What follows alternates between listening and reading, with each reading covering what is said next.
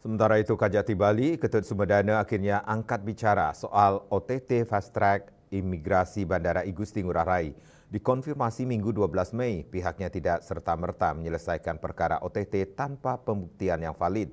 Saat ini, penyidik Pitsus Kejati Bali masih menunggu catatan dari PPATK. Diberitakan sebelumnya, masyarakat sempat dihebohkan kasus dugaan OTT pada petugas Fast Track Bandara Igusti Ngurah Rai.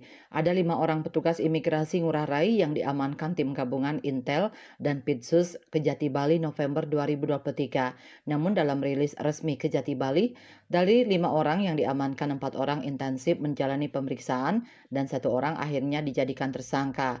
Yang dijadikan tersangka adalah Haryoseto HS yang saat itu menjabat sebagai Kepala Seksi Pemeriksaan 1 Kantor Imigrasi Kelas 1 Khusus TPI Ngurah Rai. Setelah 6 bulan berlalu, kasus tersebut belum juga ada kabar dirampungkannya. Bahkan pihak kejaksaan belum ada memberikan statement resmi terkait lamanya kasus fast track imigrasi Ngurah Rai. Terakhir, Kasih Penkum Kejati Bali Putu Eka Sabana saat hari ulang tahun Adiaksa beberapa bulan lalu menyampaikan update terakhir bahwa perkara ini sedang memeriksa ahli IT. Dalam perkara ini, pihak kejaksaan telah melakukan penggeledahan sebelum tersangka penahanannya ditangguhkan. Dalam penggeledahan itu disita network video recorder, NVR, CCTV merek Hikvision lengkap dengan kabel dan adaptor, DVR digital video recorder, CCTV merek HIK Vision beserta kabel adaptor dan dokumen lainnya. Sebelumnya petugas saat melakukan tangkap tangan menyita uang 100 juta rupiah, lalu ada sita dokumen SOP, SK Menteri, SK Kepala Kantor, nota dinas dan lainnya. Sedangkan saksi yang sudah diperiksa lebih dari 15 orang.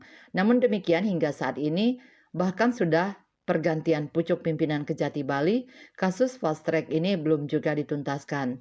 Tak pelak, isu miring sempat beredar bahwa kasus yang telah menetapkan HS sebagai tersangka bakal tenggelam. Namun sumber informasi di Kejati Bali bahwa kasus ini belum ada indikasi untuk di SP3-kan.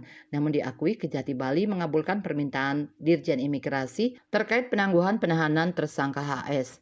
Menurut Kasih Penkum Kejati Bali Agus Eka Sabana, kala itu penangguhan penahanan atas pertimbangan adanya jaminan institusional bahwa tersangka HS tidak akan melarikan diri, menghilangkan barang bukti dan mengulangi tindak pidana sebagaimana permohonan penangguhan yang diajukan Dirjen Imigrasi.